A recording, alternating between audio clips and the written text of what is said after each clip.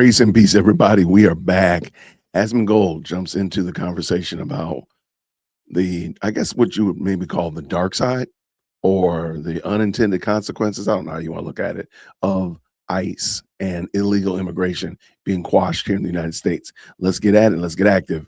Oh, God. I was going to look at this. This is really fucking embarrassing. So this woman here, mountain farm owner, struggles to find workers as immigration enforcement tightens. It's just been harder and harder and harder to find those people to work. Bethany Gotts owns Quay's Farm in Mountain Home, but now with fewer workers, a lot of the manual labor is left up to her. She tells me she's tried hiring locally, but it's been difficult to find people willing to do the hard work. Finding a legal American here that is going to work as hard as an immigrant is nearly impossible. She even posted job openings on Facebook. I had 7 people contact me about it, and when I sent them the description, I had no people respond. Yeah. We're going to find out how. We're going to find out why. Gott says the increase in immigration enforcement has made it harder to find migrant workers. Just for context, this is all about illegal migrant workers. Right, for some reason, the host and the farmer just refuse to say it. It's heartbreaking because they are living in fear here. An employee living in fear, and I don't blame them. They could get picked up at any moment, and then you're without an employee. To keep her farm running, Gotts is now looking into the federal H-2A visa program, which allows temporary agriculture.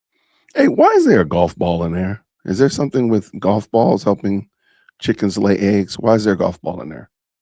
Or did they actually just get it by mistake? Cultural workers into the U.S. This year, I have endeavored to spend $200,000 to build a small worker housing so that I can get H2 workers next year. You're buying a little slave shack for them? Oh, that's cute. We love our workers. They're a Why family, did she and they say want to small? work, and they will work hard. And Why did she needs say to small so much? Like she said small twice, back to back. Is there something with the house she doesn't want it to be, thought of as a mansion or an apartment complex even? Like, why did she say that? I mean, just like a little barracks, a little dorm. I got you. But why did she say small like that? Anyway, we're going to find out how much she was going to pay these people. be a path for these people in our country because our government has failed them. So she's trying to literally hire indentured servants. She wants them to live on the farm and work 16 hours a day and do it for essentially slave wages. Okay, so let's just stop real quick. Let's find out exactly how much she was talking about. 16 hours a day is pretty crazy. So let's just say 16 hours a day. And I think it's fair. Let's just say it's fair that they're going to be working 6 days a week if they're going to be living on the land. So we're talking about somewhere in the area of about 96 hours a week. And of course, let's just say each month has exactly 4 weeks. So we're talking somewhere in excess of 384 hours of work. So how much are we paying these people for that? How much are they expecting to be compensated? Well, let's bring it back over here. Let's find out. Anyway, people found the job listing. So take a look at this. Ranch hand needed. This is the salary, $2,600 to $3,000 a month. By the way, as people pointed out, this is for 60 to 70 hours work weeks on average. That's why they say the salary is monthly and hours expected are not listed. This is potentially less than $10 an hour of very hard labor. Okay, so let's jump back over here. $3,000. All right, so 384, and let's just say for being gracious. Let's just be for gracious. Let's say they're only working Monday through Friday, and somehow or another they're not working on Saturday and Sunday. Okay, so I'll take out 16 hours. Let me just remove 16 hours from here. I need to remove it 4 times. Sorry. So let me do some quick. You know what? No, there's no way they're not going to do that. So let me just stop. They're going to be working on the land all the time. So $3,000, we'll just go ahead and then now we're going to take this 384 hours. Let's go ahead and clear that out.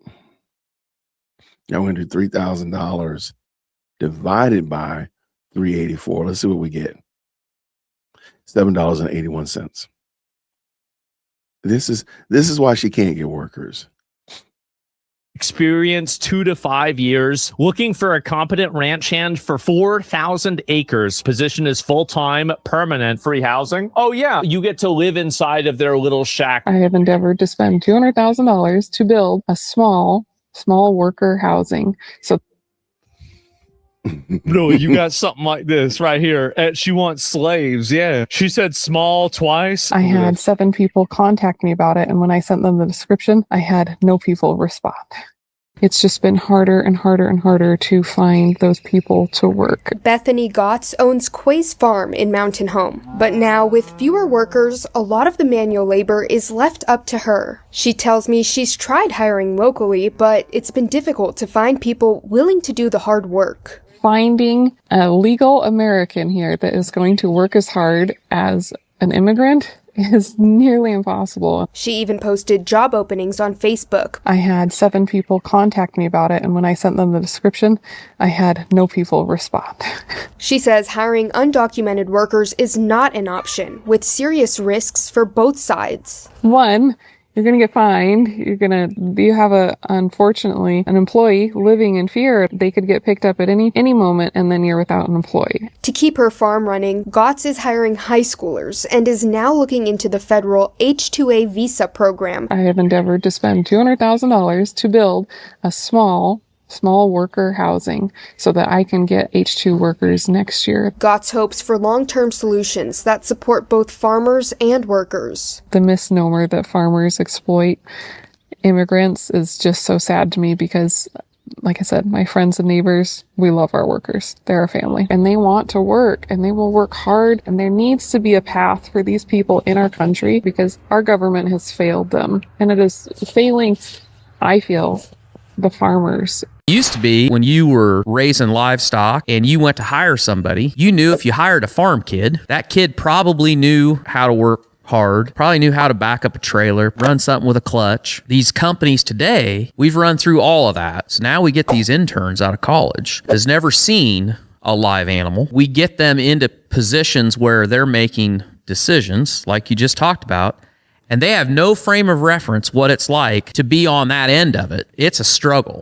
Give me your comments down below. Do you agree that maybe the reason they're not able to sustain is because they've been relying on suppressed wages? But then on the same note, if they give American workers what probably is a going rate, maybe $20 an hour or whatever of that nature, plus benefits, what's that going to do to the product? What's it going to be to the cost of the goods that they serve? Let me know what you think. Comment down below. I appreciate y'all so much. And until next time, grace and peace. Thank you so much for tuning in to another episode of the Jay Witt Podcast. If you enjoyed today's show, please do me a favor and hit me up with that 3-piece special.